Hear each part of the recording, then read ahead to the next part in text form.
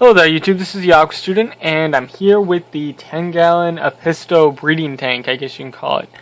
I've moved them in here a few weeks ago and have yet to actually been able to raise fry.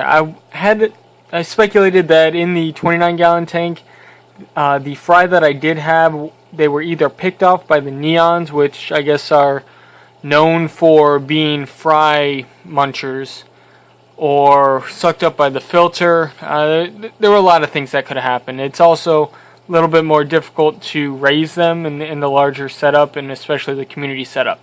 So I moved the Apisto pair down here. They have their own tank. Their only tank mates, I guess you could call them, would be these pond snails. I'm not sure if they're problematic yet or not. I've had the pair in here for a few weeks now and have yet to see fry in here, which makes me a little bit worried.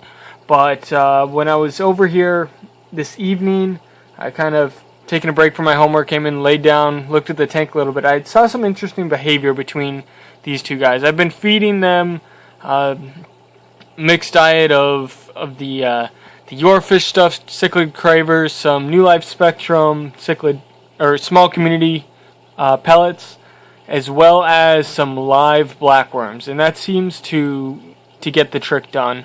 I've been keeping the tank as clean as possible. Got some nice cover in there, some, I guess you could call them caves, and a few, I guess it was about a week ago, on some of the leaf litter in the back, I noticed a small collection of what looked like eggs. They were kind of laid in a row, and they seemed what I would expect to be fish eggs, and I wasn't quite sure.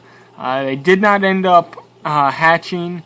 I'm not sure if it was because I disturbed them. They were kind of high up. The piece of driftwood in the back was maybe 3 inches higher up than it was, and they were on the driftwood there. I think it was lower, and then when I was in moving stuff around, trying to make sure they were okay and clean up the tank a little bit, I moved the driftwood up and I noticed those eggs, and when I did a water change, I made sure that those eggs stayed, or what I thought were the eggs, stayed below the water level, but they did not end up developing. They disappeared, I think, 2 days later, and I'm not sure if it's because of the snails, the pond snails. I kind of want to get them out of here. They've just been kind of lingering around and stuff, and I haven't had any real incentive to move them out until now if they're really causing a problem.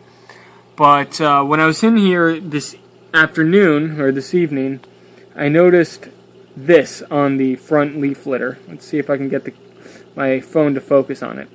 This is pretty much identical to what I saw on the driftwood a few weeks ago, except I believe there are more eggs here. This is a very good sign. I'm excited for this.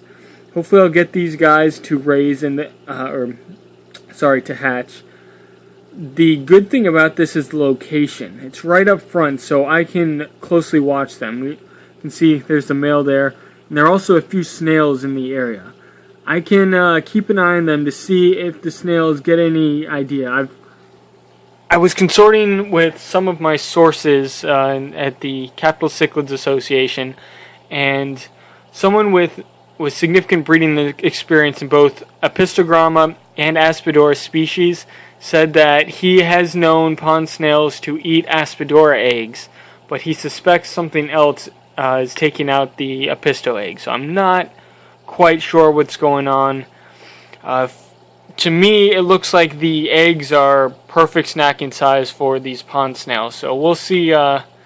It's something that I can monitor in the meantime. But that is what's going on. I do have some good news. I hope I can get these eggs hatched and get some fry raised up, because that would be absolutely fantastic. I'd love to spread these fish around in the hobby a little bit, especially the local area.